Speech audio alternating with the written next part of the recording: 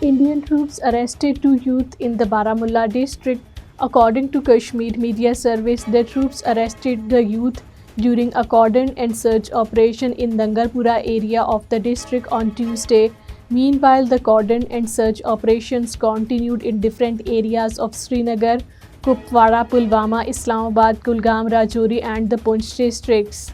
APHC leadership has expressed serious concern over the continued killings, house raids, arrests, and other human rights violations by the Modi regime in the occupied Kashmir. According to Kashmir Media Service, the leadership, in a statement issued in Srinagar, paid rich tributes to the recently martyred youth in Kulgam and Kupwara and also condemned the arrest of innocent Kashmiri youth during house raids.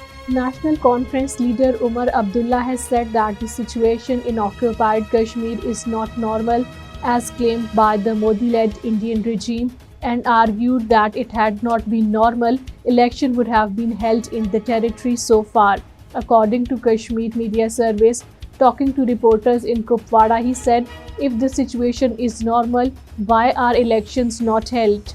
Jammu-based civil society members have said that the Indian regime led by Bharatiya Janata Party has snatched away the identity and status of the people of the occupied Kashmir.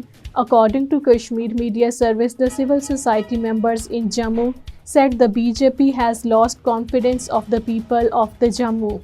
Convener of Tehreek-e-Hurriyat Jammu and Kashmir, Ghulam Mohammad Safi has said that taking cue from Israel, India is pursuing the agenda of rendering the Muslim majority Jammu and Kashmir into a minority territory through a genocide.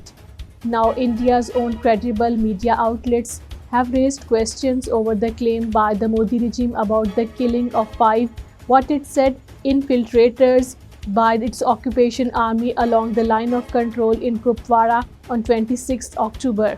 Special Assistant to the Prime Minister Mishal Hussain Malik on Human Rights and Women Empowerment has stressed the need for promoting interfaith harmony into the religious connectivity and brotherhood in different faiths to ensure peaceful resolution of the conflicts like Kashmir and Palestine, adding that fascism has no religion.